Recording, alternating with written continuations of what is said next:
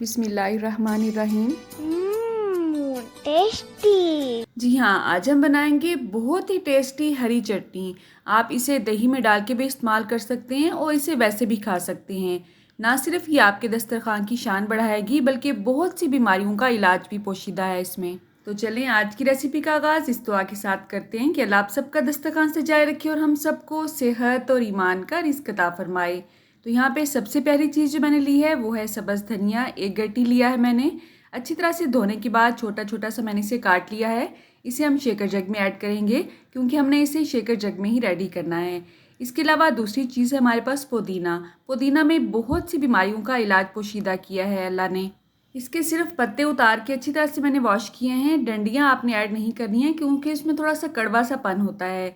पेट की तमाम बीमारियों का इलाज इसी पुदीने में पोशीदा है। इसके अलावा इसमें टमाटर ऐड करेंगे। टमाटर आप अपने हिसाब से कम ज़्यादा कर सकते हैं। ये हमें कैंसर जैसी मूजी मर्ज से बचाता है।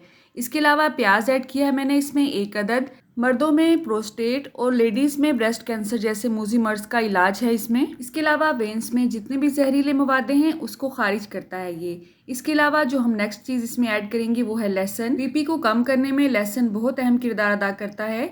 इसको भून के भी खाया जाता है और वैसे भी खाया जाता है। बहुत अफादियत छुपा रखी है कुदरत ने इसमें। इसके अलावा हम इसमें ऐड करेंगे अदरक। खुदा ना खास्ता अगर जिसमें कोई भी शरेयान ब्लॉक है ये इसकी सफाई के लिए बहुत मुफीद माना जाता है और शरेयानों में लचक पैदा करता है। खीरे वेट लॉस के लिए बहुत ही मुफीद माने जाते हैं। तो हमने जो भी अज्जा इसमें शामिल किए हैं वो तमाम हेल्दी हैं। इसमें भरपूर मिकदार में फाइबर मौजूद होता है। इसे हमने छिलके समेत ही ऐड करना है क्योंकि कुदरत ने इसके छिलके में भी बहुत अफादियत छुपा रखी है। इसमें से कोई चीज़ भी ऐसी नहीं थी जिसे आपको पकाने की ज़रूरत हो या आपको इसे भूनने की ज़रूरत हो। आप इन तमाम अज्जा को वैसे भी इस्तेमाल कर सकते हैं। 1 चम्मच इसमें ज़ीरा ऐड करेंगे।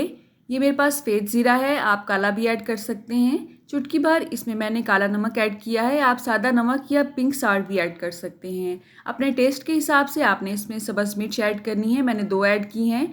और जस्ट शेकर जग को काम करने के लिए मैंने इसमें आधा गिलास पानी ऐड किया है। अब इसे अच्छी तरह से हमने शेक कर लेना है। अगर आप शेकर जग इस्तेमाल नहीं करना चाहते हैं तो आप कूंडी डंडे में इन तमाम अज्जा को अच्छी तरह से कूट भी सकते हैं। आप इसकी कंसिस्टेंसी देख सकते हैं। अल्हम्दुलिल्लाह ये इतनी टेस्टी है कि आप इसे रोटी के साथ वैसे भी खा सकते हैं। आपको इसके साथ सालन की ज़रूरत भी नहीं पड़ेगी।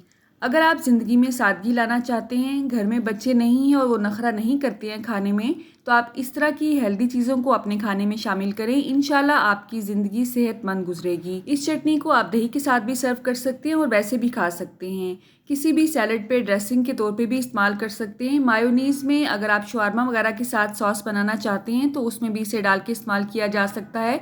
इसमें हल्की सी प्याज की और लहसुन की खुशबू आती है जो अक्सर लोगों को इरिटेट करती है और अक्सर लोगों को अच्छी लगती है।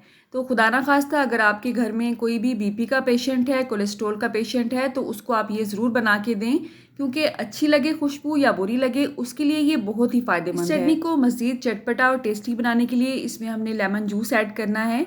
लेमन के फ़वाइद तो आप सभी जानते हैं। ये भी दिल के अमराज के लिए बहुत मुफीद माना जाता है। हमारी स्किन के लिए ये बहुत अच्छा है। अगर आप प्याज और लहसुन की खुशबू को बर्दाश्त नहीं कर सकते हैं तो आप इसे स्किप कर दें। बाकी तमाम अज्जा जो हमने इसमें ऐड किए हैं उसके साथ आप इसे रेडी करें। ये चटनी आपकी स्किन को एक्ने से पाक कर देगी इंशाल्लाह। वैसे तो आप इसे फ्रेश बना के खाएं तो ज़्यादा बेहतर है। 1 से 1.5 हफ्ते के लिए ये फ्रिज में बिल्कुल ठीक रहती है। लेकिन अगर आप इसे फ्रीज़ करना चाहते हैं तो फ्रीज़ भी कर सकते हैं। तो फ्रीज़ करने से पहले आपने इसमें थोड़ा सा कच्चा नारियल भी साथ ही ग्राइंड कर लेना है जिसकी अफादियत भी है और उसका फ़ायदा ये होगा कि इसका कलर चेंज नहीं होगा। ठीक है। तो रेसिपी के साथ साथ हमने छोटी सी टिप भी आज जानी है। तो अगर आपको ये आज की रेसिपी अच्छी लगी है तो आपने छोटा सा हार्ट देके मेरी हौसला अफजाई ज़रूर करनी है कमेंट बॉक्स में। ठीक है। अल्लाह आप सबका दस्तरखान सजाए रखे और हम सबको सेहत और ईमान का रिज़्क अता फरमाए।